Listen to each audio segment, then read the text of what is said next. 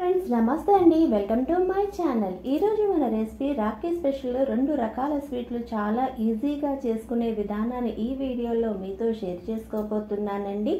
ఇంకెందుకండి ఆలస్యం, వీడియోలోకి వెళ్ళిపోదామా? మరి ఫ్రెండ్స్, వీడియోని స్టార్ట్ చేసే ముందు కొంచెం చిన్న ప్రిపరేషన్ అయితే ఉంటుందండి. కొన్ని డ్రై ఫ్రూట్స్ అయితే ఫైన్ గా చాప్ చేసి పెట్టుకోవాలి. నేనైతే ఇక్కడ బాదం అండ్ పిస్తా ఫైన్ గా చాప్ చేసి పెట్టుకున్నాను.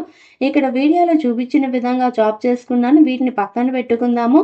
తర్వాత ఒక గాజు బౌల్ని తీసుకొని దానిలోకి 1 టీ స్పూన్ గీని వేసుకొని ఆ బౌల్ చుట్టూరుగా స్ప్రెడ్ చేసుకోవాలండి. దీన్ని కూడా పక్కన పెట్టుకుందాము.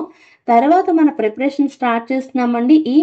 ఈ రెసిపీలో నేను మెజర్మెంట్స్ అన్ని కప్పుతో చూపిస్తున్నానండి. మన రెసిపీ ట్రై చేసినప్పుడు చాలా ఈజీగా ఉంటుంది కదా. ముందుగా ఒక ప్లేట్ తీసుకొని దానిలోకి నేను 2 కప్స్ మిల్క్ పౌడర్ని తీసుకుంటున్నానండి. మిల్క్ పౌడర్ అన్నది ఏ కంపెనీ అయినా పర్వాలేదు.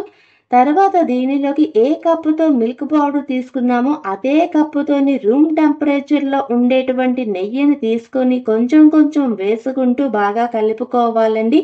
ఇక్కడ నేను వీడియోలో చూపిస్తున్నాను చూడండి, ఎలా వచ్చిందో. ఇలా వస్తే సరిపోతుంది. తర్వాత పొయ్యి వెలిగించి దాని మీద పాన్ పెట్టుకొని మనం ఏ కప్పుతో అయితే మిల్క్ పౌడర్ తీసుకున్నామో అదే కప్పుతోని 2 కప్పుల షుగర్ని వేసుకోవాలండి. తర్వాత అదే కప్పుతోని 1 కప్పు వాటర్ని యాడ్ చేసుకోవాలి. స్వీట్ తక్కువ తినే వాళ్ళైనా షుగర్ అన్న దాంట్లో స్వీట్ ఎక్కువగా ఉన్నటువంటి షుగర్ అయితే మాత్రం దీనిలోకి 1.5 కప్పు షుగర్ని యాడ్ చేసుకోవాలి. యాడ్ చేసుకున్న తర్వాత ఫ్లేమ్ అన్నది మీడియం ఫ్లేమ్లోనే పెట్టుకొని చక్కగా కలుపుతూ ఉండాలండి. ఫ్రెండ్స్, ఇలా షుగర్ సిరప్ని కలుపుతూ ఉన్నప్పుడు మీరు స్పాచులా కానీ లేదా ఇలా వుడెన్ స్పూన్తో మాత్రం కలుపుతూ ఉంటే మాత్రం చాలా ఈజీగా మనం చేసుకోవచ్చు. ఇలా కలుపుకునేసరికి ఒక 5 నిమిషాలకి షుగర్ అన్నది మెల్ట్ అవుతుంది. ఇలా మెల్ట్ అయిన తరువాత దీనిలోకి 1 టీ స్పూన్ ఇలాచీ పౌడర్, తర్వాత దీనిలోకి 1/2 టీ స్పూన్ కేవరా వాటర్ని యాడ్ చేసుకోవాలండి. కేవరా వాటర్ అన్నది ఆప్షనల్, కానీ వేసుకుంటే చాలా బాగుంటుంది. ఇలా వేసుకున్న తర్వాత షుగర్ సిరప్ని బాగా కలుపుకోవాలి. ఇలా కలుపుకుంటున్నప్పుడు షుగర్ సిరప్ అన్నది మనకి రోజ్ వాటర్ ఎటువంటి స్మెల్ ఉంటుందో మన షుగర్ సిరప్ అన్నది కూడా అటువంటి స్మెల్లే వస్తుందండి. కొంతసేపటికి అయ్యేసరికి మన షుగర్ సిరప్ అనేది తీగ పాకం వస్తుంది. ఇక్కడ నేను చూపిస్తున్నాను చూడండి, తీగ పాకం ఎలా వచ్చిందో. ఇలా వస్తే సరిపోతుంది. ఇలా వచ్చిన తర్వాత మనం ముందుగా కలిపి పెట్టుకున్నటువంటి మిల్క్ పౌడర్ నెయ్యి మిశ్రమం ఉంది కదా, దాన్ని దీనిలోకి యాడ్ చేసుకొని బాగా కలుపుకోవాలండి. ఇక్కడి నుంచి మాత్రం కంటిన్యూస్గా కలుపుకుంటూనే ఉండాలి, ఎక్కడ ఆగకూడదు. సిరప్లోకి మిల్క్ బర్ఫీ మిశ్రమాన్ని వేసుకొని బాగా కలుపుకోవాలండి. ఇలా కలుపుకుంటూ ఉండేసరికి మిల్క్ బర్ఫీ అన్నది షుగర్ సిరప్ని పూర్తిగా అబ్జర్వ్ చేసుకుంటుంది. చేసుకున్న తర్వాత ఇక్కడ నేను చూపిస్తున్నాను చూడండి మిశ్రమం అనేది ఎలా వచ్చిందో. ఇలా వచ్చిన తర్వాత కూడా దీన్ని కొంతసేపు కదుపుతూ ఉండాలండి. ఇలా కదుపుతూ ఉండేసరికి దీనిలో నుంచి నెయ్యి అనేది బయటకి రిలీజ్ అవుతుంది. ఇలా నెయ్యి అనేది రిలీజ్ అయిన తర్వాత మన మిల్క్ బర్ఫీ మిశ్రమం చూడండి ఎంత సాఫ్ట్గా ఉందో. ఇలా నెయ్యి అనేది రిలీజ్ అయిన తర్వాత కూడా మళ్ళీ మనం మిల్క్ బర్ఫీని కలుపుకుంటూ ఉండాలండి. ఇలా కొంతసేపు కలుపుకుంటూ ఉండేసరికి మళ్ళీ మన మిల్క్ బర్ఫీలోని ఆ నెయ్యి అన్నది బాగా అబ్జర్వ్ చేసుకుంటుంది. నెయ్యి అన్నది మన మిల్క్ బర్ఫీలోకి పూర్తిగా కలిసిపోయిన తర్వాత చూపిస్తున్నాను చూడండి, మన మిల్క్ బర్ఫీ అనేది ఎంత సాఫ్ట్గా తయారైందో. ఇలా వస్తే మన మిల్క్ బర్ఫీ అనేది పర్ఫెక్ట్గా వచ్చినట్టేనండి. ఇప్పుడు పొయ్యిని ఆఫ్ చేసి ఒక 2 నిమిషాలు మన మిల్క్ బర్ఫీని అన్నది కదుపుకుంటూ ఉందాము. ఇలా కదుపుకున్న తర్వాత మనం ముందుగా సిద్ధం చేసుకున్నాం కదా గాజుది బౌల్, దానిలోకి ట్రాన్స్ఫర్ చేసుకొని స్పాచులాతోని ఈవెన్గానే దాన్ని స్ప్రెడ్ చేసుకుందాము. ఇలా స్ప్రెడ్ చేసుకున్న తర్వాత మనం ముందుగా రెడీ చేసుకున్నటువంటి డ్రై ఫ్రూట్స్ని కూడా వేసుకొని ఒక్కసారి స్పాచులాతో ప్రెస్ చేసుకొని మళ్ళీ ఈవెన్గా సెట్ చేసుకుందామండి. ఇలా సెట్ చేసుకున్న దాన్ని నేనైతే 3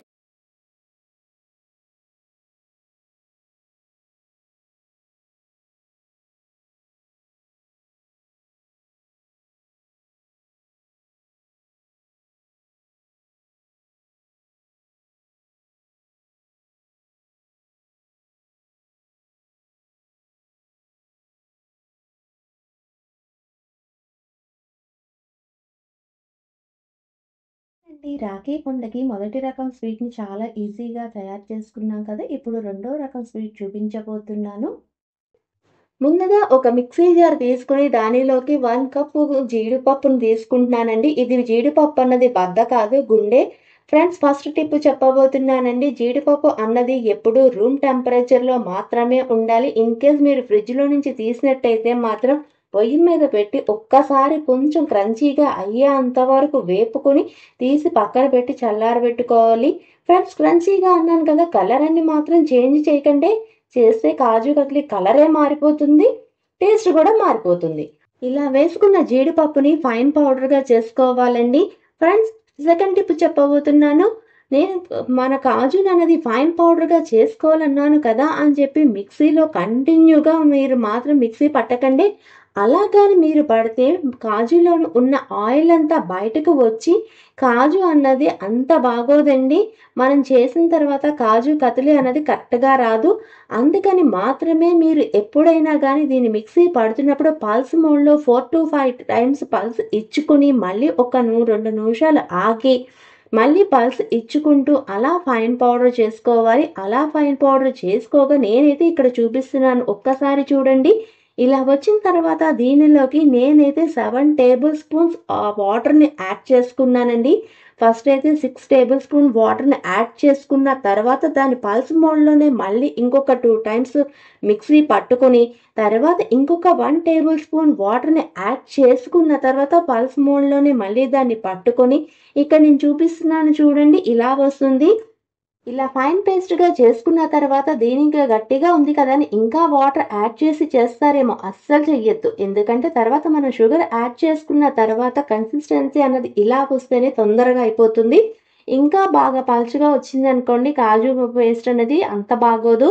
తర్వాత పొయ్యి వెలిగించి దాని మీద పాన్ పెట్టుకొని దానిలోకి మనం రెడీ చేసుకున్న కాజు పేస్ట్ అంతనే ట్రాన్స్‌ఫర్ చేసుకోవాలండి.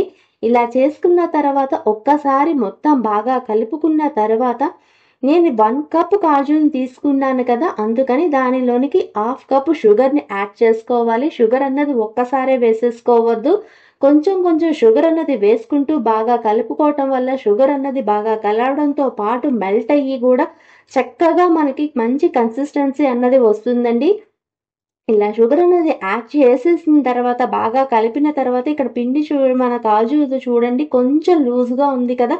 ఇప్పుడు ఈ పాయింట్‌లోని 1 టీ స్పూన్ ఘీని యాడ్ చేస్తున్నానండి. ఘీ అనేది పూర్తిగా ఆప్షనల్. మీకు ఇష్టం లేకపోతే దీన్ని మానేయొచ్చు.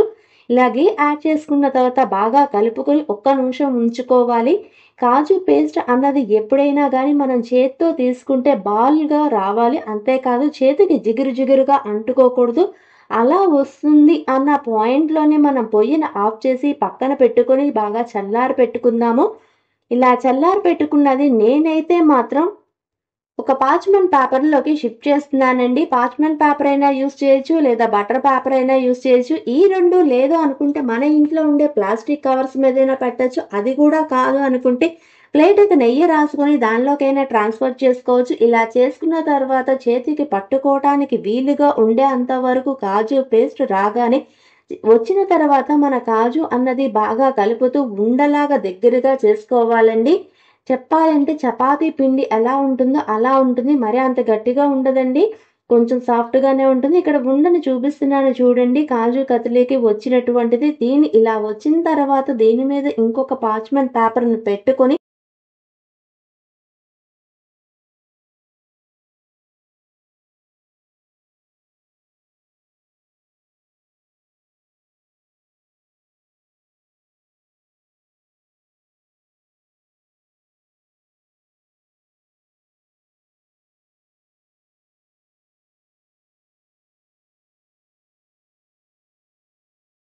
అండి, ఈ రాఖీ పండుగకి చాలా ఈజీగా చేసుకునేటువంటి 2 రకాల స్వీట్స్ రెడీ. ఒక్కసారి ఈ రెసిపీస్‌ని ట్రై చేసి ఆ ఫీడ్‌బ్యాక్‌ని కామెంట్ రూపంలో తెలియజేయండి. మీకు కానీ ఈ వీడియో నచ్చితే please like, share and subscribe. Thanks for watching.